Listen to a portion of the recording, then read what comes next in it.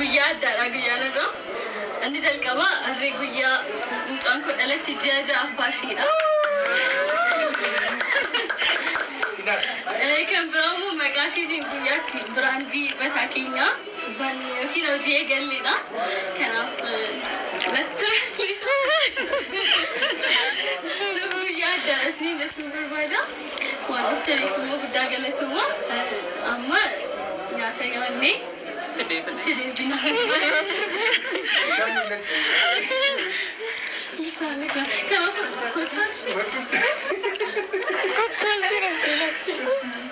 Waan baay'ee nama gammachiisu jechuudha. Milkaa'insi nama tokko duraa duubni isaa dhugaa baay'ee tokko nama gammachiisa. Milkaa'insi Ayyuuf Dooktar Naabiyaat jechuudha. Dhufaatii isaaniirraa kaasee baay'ee waan namatti toludha. Cidha isaaniirraa kaasee namni baay'ee itti gammadee baay'ee walitti jaallatee keessattuu namni immoo Ayyuu kana baay'ee tokko jaallata. Baay'ee jaallatamtis baay'ee namatti tolchis. Egaa waluma duraa duubaan eebbi isaanii garmadee ta'e jechuudha. Dhugaa waaqa baay'ee namatti tolu. Amma immoo akkuma isin argitan jechuudha.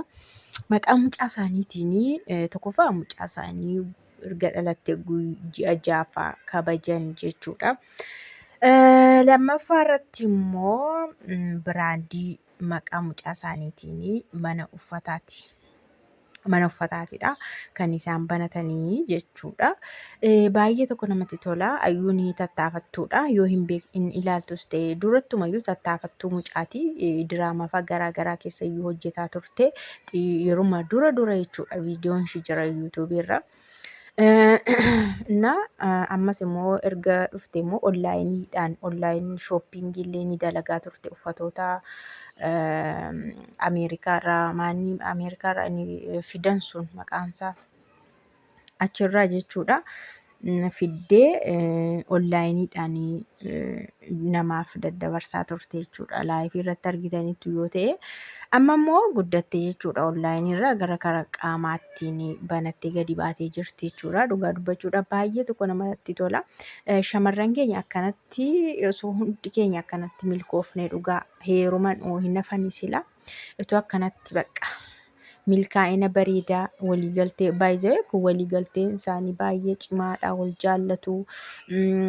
Akkas yeroo ta'u gadi ba'ee mul'ata jechuudha. Waan argee mul'ata. Namoota waliigalanii fi namoonni wal jaallatanii duuba isaaniirraa mul'ata jechuudha. Isaan himatanii yookaas isaan viidiyoo hojjetanii osoo hin taane duuba isaaniirraa waan isaan godhan, waan isaan walii godhan, waan isaan hojjetan, waan isaan agarsiisan irraanii argama jechuudha. Dooktar Naabiyaadis dhugaa interviyuu isaa yoo dhaggeeffattaniitu ta'e mucaa akkanatti gadi jedhee guddatedha jechuudha. Baay'ee rakkina baay'ee keessa darbee guddatedha. Namoonni yeroo baay'ee rakkina keessa darbanii guddatanii milkaa'uudhaaf baay'ee tattaafatu, hin carraaqu, waan hundumaatti of kennanii hojiis hojjetu jechuudha. Egaa warra akkasii immoo waan isin gargaara dhugaa dubbachuudhaaf namni hundumtuu akkanatti itoo gargaaramee milkaa'ina saffisaa jechuudha. Milkaa'ina saffisaa ariifachiisaa namni hunduu osoo milkaa'e milkaa'insi hin jedha hundi keessanuu milkaa'insa ariifachiisaa ila saffisaan isa ariifataa ijoollummaadhaan yeroo dargaggummaatti waan nama barbaachisu hunda argatan jira miti. Erga dulloomanii erga yeroon darbee osoo hin taane daddafanii isa milkaa'insa argatan tokko rabbii isiniif haa kennu isiniin jedha. Nu hunduma keenya iyyuu milkaa'insa nuuf haa kennu. Kan Ayyuuf Dooktar Naabiyaat immoo baay'ee tokko namatti tola. Ani viidiyoo isaanii yeroon argu dhugaa dubbachuudhaaf baay'ee ittiin gammada. Ilaaluu isaan namatti tola waan ta'eef ittiin gammada. Ayyuun illee mucayyoo baay'ee amala qabeettii suuta haasoftuu wayiitidha. Namatti tolti dhugaa dubbachuudhaaf. Dooktar Naabiyaat immoo abbaan cabsaa jechuun qoosaa isaatiin kan inni iyyuu beekamtii argate waama barnootaa waama saayinsii kana waama dooktorummaa kanaan irratti qooseetu kan nuni isa barree sirriitti jechuudha. Isa dura garuu Dooktar Gurmeessaa beekna turre.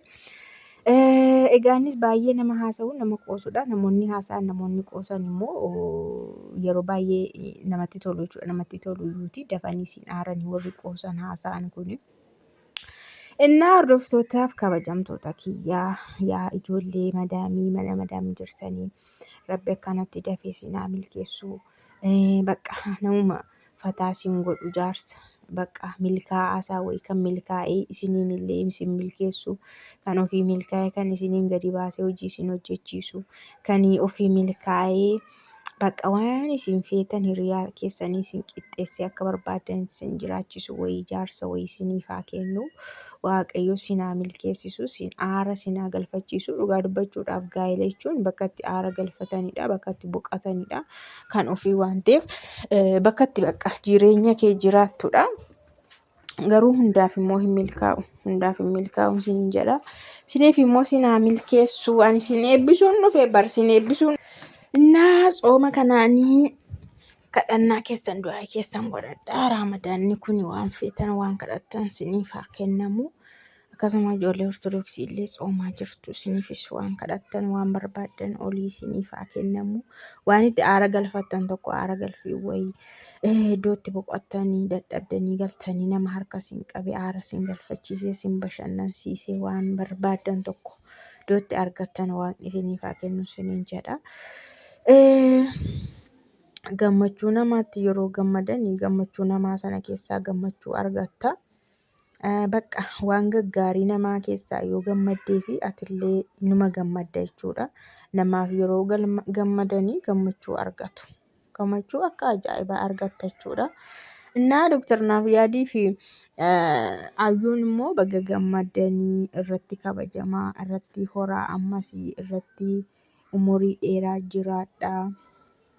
Kan ittiin ammallee guddatanii lammiidhaa taatanii, firaa taatanii, biyyaa taatanii, nama harka qabdanii, nama gargaartan, nama ol qabdan isiniif haa ta'u. Waan isin banattan illee isiniif haa eebbifamu, isiniif haa jaallatamu, isiniif haa simatamu isiniin jedha. Dooktar Ayyuun jechuudha yeroo darbe mucayyoo ishee gargaartu tokko gara biyya Arabaatti ergitee 2 qabdi turte. Innaa Ayyuun illee nama baay'ee gaariidha. Yeroo baay'ee magaalaa Finfinnee kana keessatti ijoollee baay'een akkanaanii kan isaan mana namaa taa'anii warreen maatii bira taa'uudhaaf humna hin qabne yookaas immoo deddeebi'anii waanuma kanallee ilaallachuu hin dandeenye namuma bira taa'anii nama gargaaraadha. Piroosesii isaanii kana hojjetatu. Yeroo piroosesii isaanii kana xumuratan immoo hin deemu jechuudha. Kun waan gaariidha. Baay'ee harka qalleeyyummaa ofii gochuu warra hin dandeenyee fi kun waan tokkoffaa magaaladha.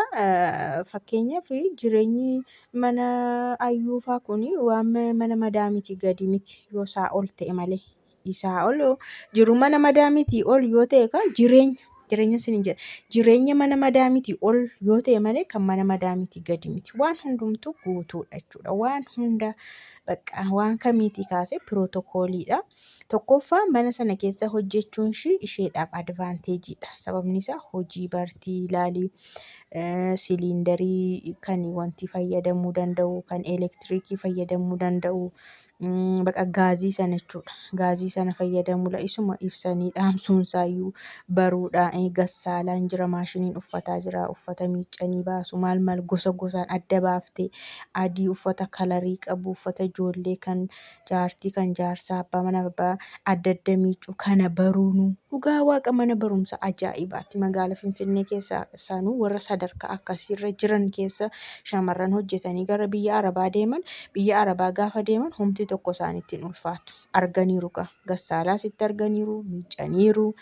Akkamitti akka uffatoota garaagaraa miiccan baraniiru, uffata kaawiyyaa gochuu baraniiru, tokkosuu baraniiru, gaazii siliindarii irra hojjechuu baraniiru, meeshaa kana sirriitti qulqulleessanii dhiquu mana nadafu mana dhiquu mana isaanii fooqiidha.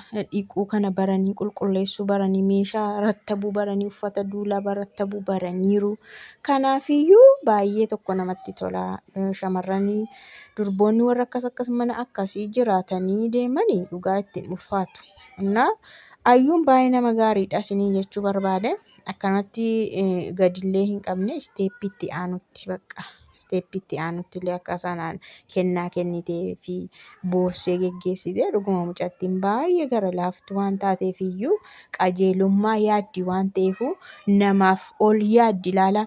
Namni akka guddatu yaaddee haala mijeessiti waan ta'eef namni akkasii immoo yoomiyyuu kansaa waaqatu haala mijeessaaf. Nama akkasiitiif immoo waaqatu kansaa sirreessaaf ooluma jechuudha. Dhugaa qininnati yookaan gaarummaan akka kanaa Gaarummaan ofumaaf jedhama miti qajeelummaa yoo hojjetan qajeelummaa argatu.